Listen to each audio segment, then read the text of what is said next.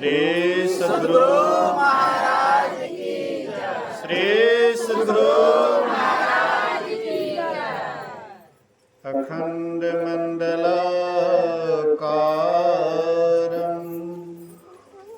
व्याप्तं येन चराचरं तत्पदं दर्शितं येन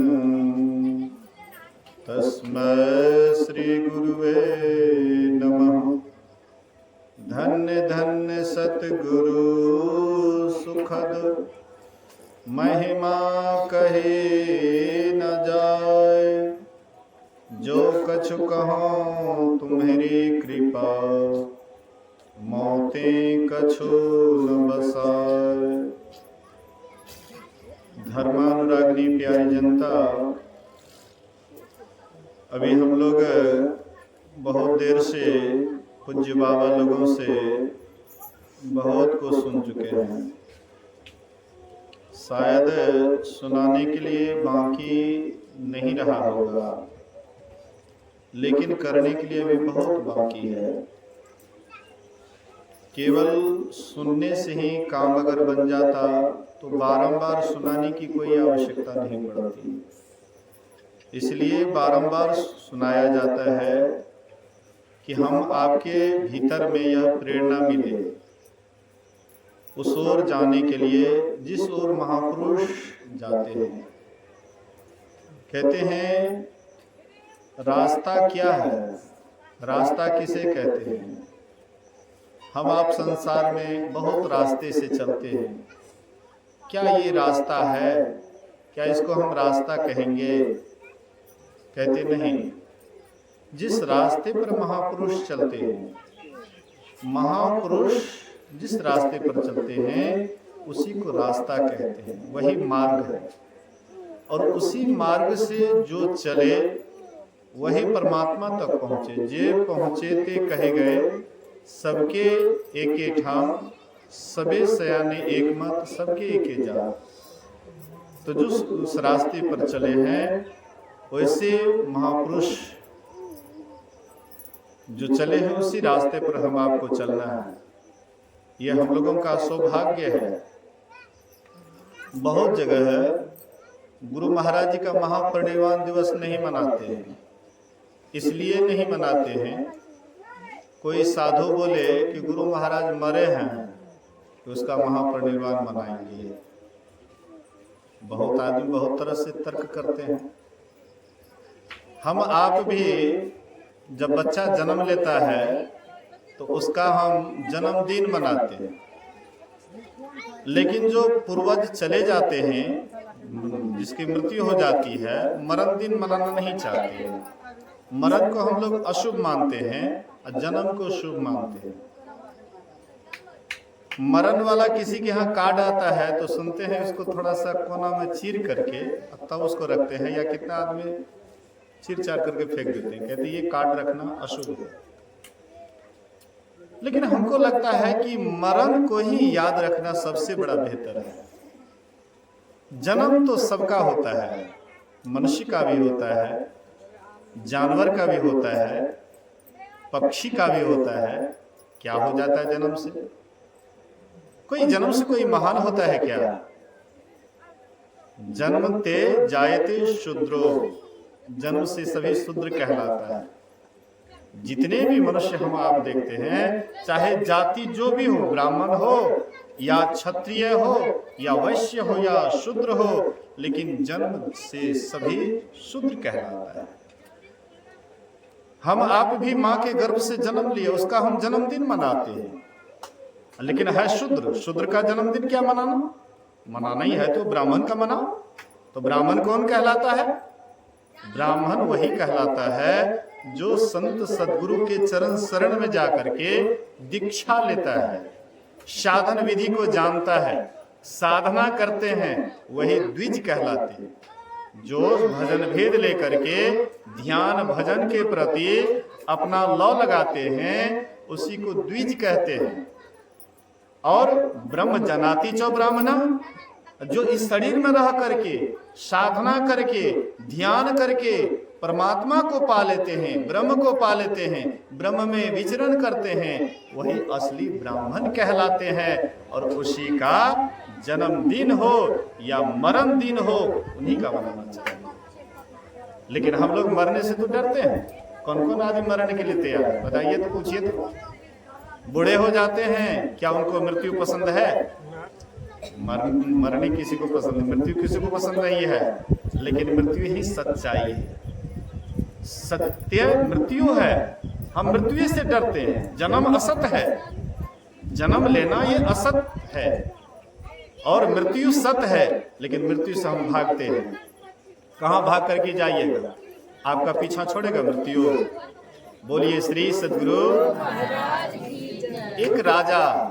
एक राजा सपना में देखते हैं, और सपना में आकर के काले रंग का विशालकाय, मतलब मृत्यु देव, सपना में आकर के कहते हैं, राजन अब तुम्हारा अंतिम समय आ गया है। अगर तुमको कहीं जाना है, भागना है या दौड़ना है तो दौड़ जा, भाग जा, लेकिन अब तुम्हारा अंतिम समय है। तो राजा सोचते हैं कि क्या करें। सभी पूछते हैं सबसे, सभासदों से, भाई क्या करना चाहिए? बोले कि जब आपका मतलब जो है वो आपका पीछा लगा हुआ है, आप वहां चले जाइए जहां तक वो जा नहीं सकता है। उनके पास बहुत तेज घोड़ा था। वे तेज घोड़ा पर बैठे बहुत दूर चले गए। एक साफ सुथरा बगीचा था, वहां पर घोड़ा बांध दिए और चैन का श्वास लिए। मतलब संध्या का बेला था, चैन का सांस लेते हैं। अब पीछे से वही काला रंग का आए मृत्युदेव और बांह पर हाथ रखते हैं, कहते राजन क्या सुरक्षित स्थान पर आ गया? सुरक्षित स्थान पर आ गया, मैं तुम्हारा यहीं पर इंतजार कर रहा था। अब चलो, कहां भागिएगा?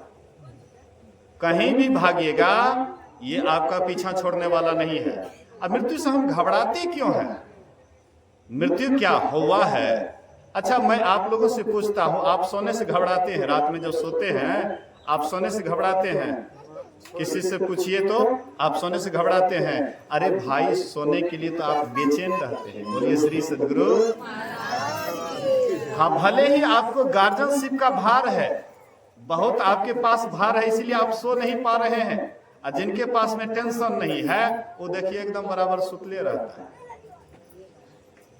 धीरे धीरे नवदुल्हन आता है ना, नवदुल्हन आती है शादीशुदा करके, उसको कोई टेंशन नहीं रहता है, एकदम आराम से सोई रहती है, सोचता है कि यही जीवन है। लेकिन कुछ दिन के बाद जब गार्जियनशिप का भार पड़ने लग जाता है, बाल बच्चा एक दो को जो हो जाता है, तो तब सोचता है अब सोने से काम नहीं चलेगा, अब तो संसार का देखरेख करना चाहिए, और नहीं तो संसार बिखर जाएगा। तो मजबूरी वो नींद को त्यागते हैं, लेकिन इच्छा नहीं होती है। और जब रात का समय होता है तो सब सोने के लिए मार करते हैं, सब सो जाते हैं। कितने आदमी तो भूखले सो जाते हैं, कहते हैं बड़ा बढ़िया लगता है सोने में, सो जाते हैं। नींद बहुत प्यारा लगता है। महर्षि साई स्वामी महाराज कहते थे कि पूरे संसार के सुख को तराजू की एक पलड़ा पर धर दो, और नींद के सुख को एक दूसरे पलड़ा पर धर दो। क्या पूरे संसार का सुख मिल करके क्या नींद के सुख के बराबर हो सकता है? कदापि नहीं। जिनको नींद नहीं आती है, उसका दिमाग बहुत मतलब टेंशन युक्त हो जाता है कि शायद कहीं मैं पागल तो नहीं हो जाऊंगा, मुझे नींद नहीं आ रही है, कहीं मैं पागल तो नहीं हो जाऊंगा, डर जाता है। और यहाँ तक कि वह गोली भी ले लेते हैं, नींद वाला, बेहोशी वाला गोली ले लेते हैं, और डॉक्टर कहते हैं कि नहीं, नींद नहीं आ रही है, आप पगला जाइएगा। मतलब नींद कितनी प्यारी चीज है। तो जब आप सोते हैं तो सोना आपको बड़ा प्यारा लगता है, और इसलिए प्यारा लगता है कि आप नींद में बेहोश हो जाते हैं, सब कुछ भूल जाते हैं, कुछ भी आपको याद नहीं रहता है। नींद में कुछ याद रहता है? कहाँ सोए हुए हैं, किस जगह सोए हुए हैं, कैसा बिस्तर है, कौन आपके अगल बगल में है, ये सब कुछ भी आपको याद नहीं रहता है। आप सब कुछ भूल जाते हैं, आप बेहोश हो जाते हैं, आपको बहुत अच्छा लगता है। आप याद कीजिए, मृत्यु भी एक प्रकार की बड़ी नींद है। बोलिए श्री सद्गुरु। आप लोग हलचल नहीं कीजिए, शांति से ध्यान से सुनिए। कोई मेन पॉइंट की तरफ कोई बात बोलते हैं तो ध्यान दीजिए। मेरे कहने का क्या आशय है, इसको बढ़िया से समझ जाइएगा। आप मृत्यु से नहीं डरिएगा। तो जैसे आप सोते हैं तो सोना क्या है, ये छोटी मृत्यु है। सोना छोटी मृत्यु है। और आप जब शरीर छोड़ते हैं तो ये लंबी मृत्यु है, लंबा मरना है, लंबा नींद है। आप रात में सोते हैं ये छोटी नींद है, और जब आप मृत्यु में जाते हैं लंबा नींद में जाते हैं। तो लंबा नींद में कोई जाता है उससे वह क्यों डरेगा? जब आप रोज रात में सोते हैं तो उससे आप डरते हैं। मृत्यु कोई हवा नहीं है, शरीर छूटता है। शरीर छूटता है तो क्या होता है? शरीर छूटता है, आप सोचते हैं कि शरीर छूटेगा तो हमारा अस्तित्व ही खत्म हो जाएगा, हम तो नाश हो जाएंगे, हमारा तो कुछ बचेगा नहीं। अरे बाबा, शरीर छूटेगा तो आपका कुछ भी नाश नहीं होने वाला है। आप जैसे अभी हैं, शरीर छूटने के बाद आप वैसे ही रहिएगा। आपका शरीर छूटे लेकिन आप रहिएगा, आपका संस्कार भी आपके साथ रहेंगे। आप जहां भी जाइएगा तो संस्कार लेकर के जाइएगा। हाँ, स्थूल शरीर से आप मुक्त हो करके आप सूक्ष्म शरीर से कर्मानुसार आप जहां जाइएगा सूक्ष्म शरीर के साथ जाइएगा। और जिस तरह का आपने कर्म किया है, जिस तरह का आपने कर्म किया है उस तरह का आप भोग भोगिएगा। और भोग भोगने के बाद फिर स्थूल शरीर में आप आएंगे, और इस तरह से आप बारंबार शरीर को प्राप्त करेंगे। हाँ, अगर आप युक्ति जान गए, साधन विधि को जान गए, ध्यान की क्रिया को जान गए, अब थोड़ा थोड़ा भी अगर सफर करने लगे, रास्ता तय करने लगे, इस जन्म में आप थोड़ा सा सफर किए, फिर आपको यही शरीर मिलेगा। क्योंकि आप यात्रा प्रारंभ कर दिए, आप चलना प्रारंभ कर दिए हैं। फिर परमात्मा की कृपा से फिर ये शरीर आपको मिलेंगे। जो यात्रा आपकी बाकी रह जाती है, फिर अगला जन्म वहां से फिर आप यात्रा करेंगे, फिर आप कुछ दूर जाएंगे, फिर आपका शरीर छूटेगा, फिर आप यात्रा करेंगे, और इस तरह से कई जन्मों के अनंतर आप एक दिन वहां से चले जाएंगे जहां से फिर आपको लौटना नहीं पड़ता है। तजी जोग पावक देह हरिपद लीन भई जहां नहीं फिरे। आप वहां चले जाएंगे जहां से लौटना नहीं पड़ता है। सबरी वहां गई जहां से लौटना नहीं पड़ता है। कबीर साहब वहां गए जहां से लौटना नहीं पड़ता है। गुरु महाराज जी वहां गए जहां से लौटना नहीं पड़ता है। जितने भी संत महापुरुष होते हैं वहां जाने के बाद लौटना नहीं पड़ता है। हम आप भी जब तक वहां नहीं जाएंगे तब तक आना जाना लगा ही रहेगा। ये आने जाने को खत्म करने के लिए ही गुरु महाराज जी कहते हैं कि ध्यान करो, साधना करो, ध्यान में मन लगाओ, साधना में मन लगाओ। संसार में कितना हो मन को लगा करके रखोगे, एक दिन यह शरीर संसार छूट जाएगा। शरीर आपका कितना हो सुंदर हो, लेकिन ये सुंदरता एक दिन नष्ट हो जाएगा। शरीर सब दिन आपका सुंदर नहीं रहता है, एक दिन यही शरीर बदसूरत हो जाता है। जो आपको, आप रास्ते से जाते हैं तो बहुत आदमी आपके तरफ निहारता है, लेकिन एक दिन यही शरीर जब वृद्ध हो जाता है, बूढ़े हो जाता है, बदसूरत हो जाता है, तो कोई देखना तक पसंद नहीं करता है। किसी को आप कुछ कहिएगा, कोई करने के लिए तैयार नहीं होता है। इसीलिए संत महापुरुष कहते हैं, लेकिन आपका जो निज स्वरूप है वे कभी बदसूरत नहीं होता है। आत्मा कभी बदसूरत नहीं होता है। शरीर बना है तो नाश होगा, लेकिन आत्मा न कभी बना है ना ये बिखरेगा, ना इसका नाश होगा। आप अपने को जानिए, जो अपने को जान जाते हैं वही मृत्यु के मुख से सदा के लिए छूट जाते हैं, उसी का आवागमन सदा के लिए नष्ट हो जाता है। गुरु महाराज जी आए, यही काम करके गए। देह धरे कर यही फल भाई, भजिए राम सब काम बिहाए।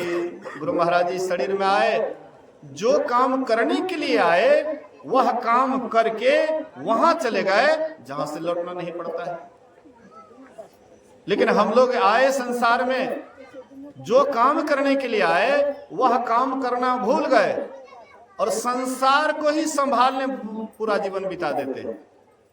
संसार को ही बनाने में, संसार की ही व्यवस्था में पूरा समय गंवा देते हैं। आपके पास कितना हो सुंदर व्यवस्था हो जाएगा, आप क्या सोचते हैं कि खूब बढ़िया महल हो जाएगा, खूब पैसा हो जाएगा तो बड़का ध्यानी हो जाइएगा।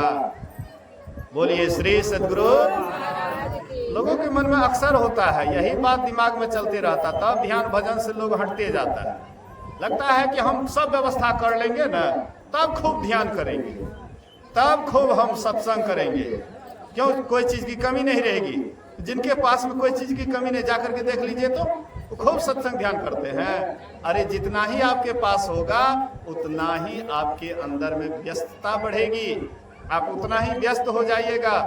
गुरु महाराज जी बोले, जिनके पास धन नहीं है वह धन के अभाव में दिन रात जलते रहता है, और जिनको धन हो जाता है वह भूत की तरह दिन रात नाचते रहता है। मतलब दोनों में से कोई शांत नहीं है, कोई स्थिर नहीं है।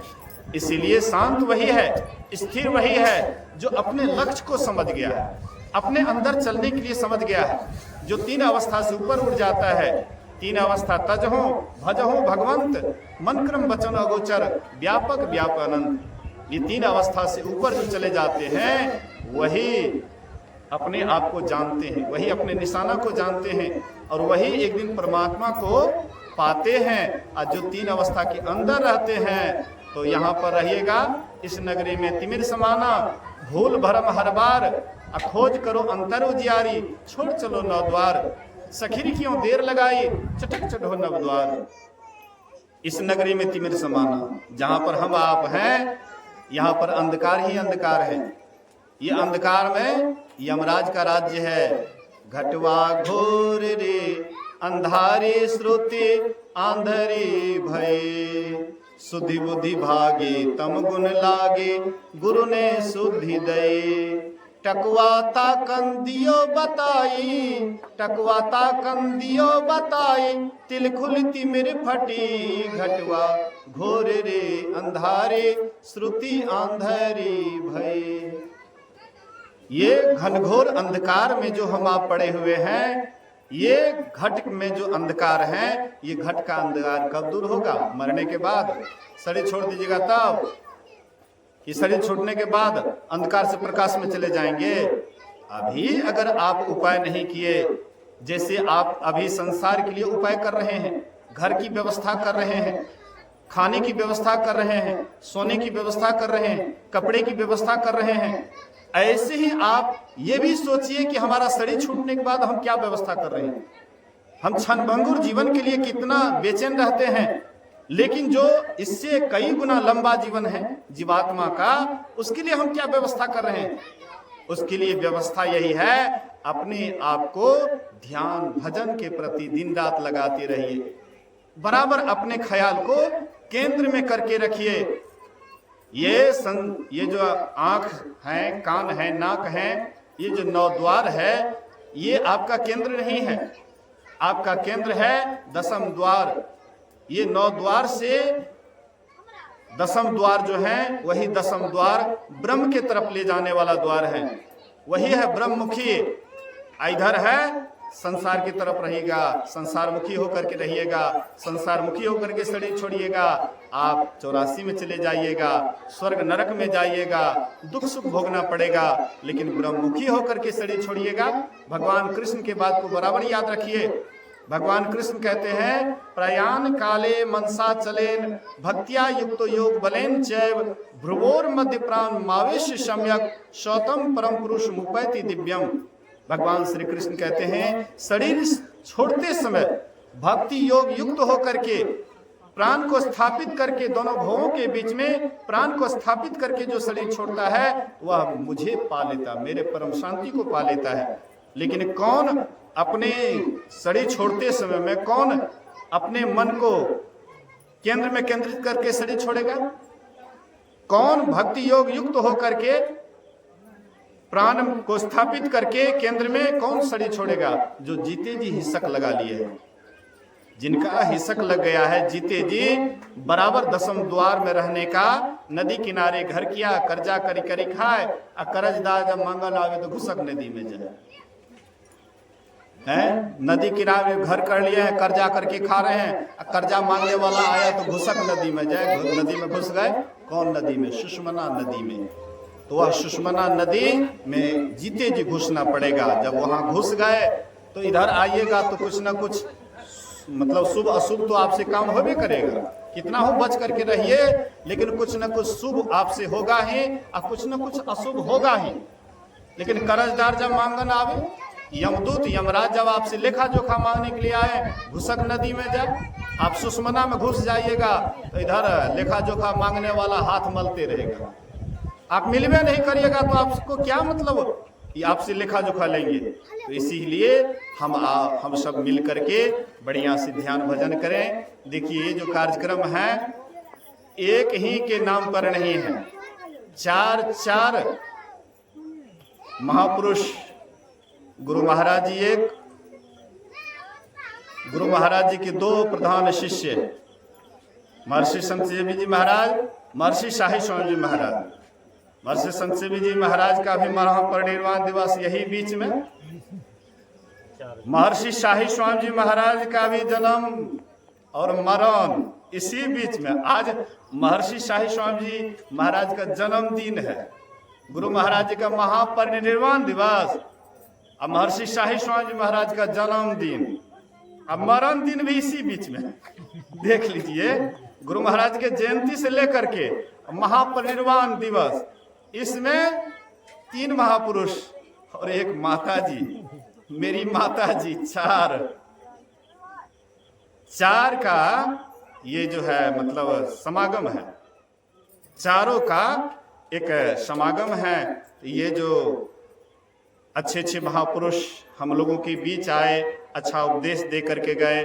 माता जी की भी बहुत हमारे पूज्य अशोक बाबा बहुत बड़ाई किए।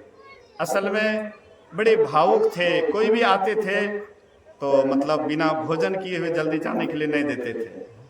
तरवा तो उसका बस समझ जाइए, बराबर तरवा बना करके रखते थे। हम तो कभी कभी रूठ भी जाते थे, डांट भी देते थे, ये बराबर तरवा हमारे लिए बचा करके रखती थी। कहीं से आते थे तो करेला का तरवा, महात्मा तो रखा रखने से।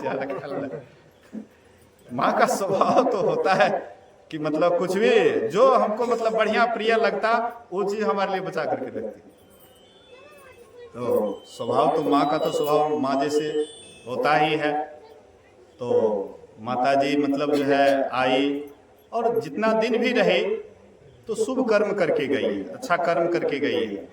अंतिम में कुटिया पकड़ी, आश्रम पकड़ी।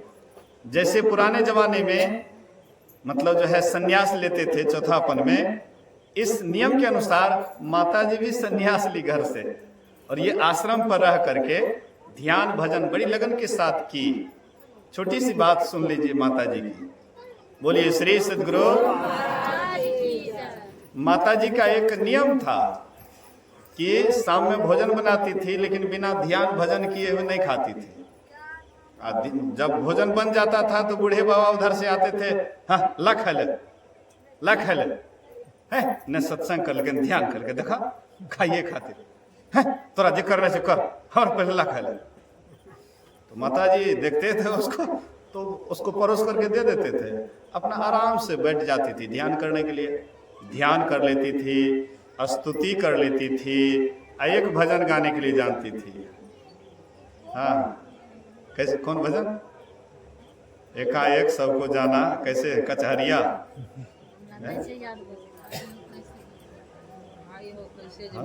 भाई हो कैसे जब गुरु के नगरिया, अब मैली मोर चदरिया न। ये भजन उनको याद था, स्तुति विनती आरती ये सब याद था, तो बराबर ये करती थी। और नियम के साथ जब तक रहे, नियम के साथ रहे, ध्यान भजन के प्रति लगन भी था, और बीच में कुछ ध्यान की मतलब जो है अनुभूति भी सुनाई थी। हाँ, अंतर ज्योति की कुछ अनुभूति भी सुनाई थी। तो इससे स्पष्ट होता है कि माता जी के अंदर संस्कार था ध्यान भजन करने का। और हमको नहीं लगता है कि माता जी मतलब जो है इधर उधर जाएगी। भगवान कृष्ण के कथनानुसार भगवान कृष्ण जो बोले कि जो योग भ्रष्ट मतलब योग करते करते जिसका शरीर छूट जाता है तो पहले स्वर्ग जाता है, उसके बाद श्रीमान के घर में जन्म लेता है और पूर्व जन्म वाला संस्कार फिर उससे ध्यान भजन करवा करके तब तक नहीं यह संस्कार छोड़ता है जब तक वह परमात्मा को नहीं प्राप्त कर ले। तो इस तरह से माता जी की क्या गति हो वह तो गुरु महाराज जी जाने, लेकिन उसका संस्कार पीछा नहीं छोड़ेगा। तो उन्हीं के याद में ये सत्संग हो रहा है। उन्हीं के नहीं बल्कि चारों का नाम गिनाए, चारों का गिनती ले लीजिए। तो आइए हम लोग थोड़ी देर के लिए ध्यान करेंगे, उसके बाद आरती की ओर चलेंगे। जो जहाँ हैं वहीं पर बैठ करके माता जी के शुभ के लिए कि माता जी जहाँ भी हों शांति में रहें, शुभ में रहें, उनके नाम पर 2 मिनट के लिए सब आदमी ध्यान करें।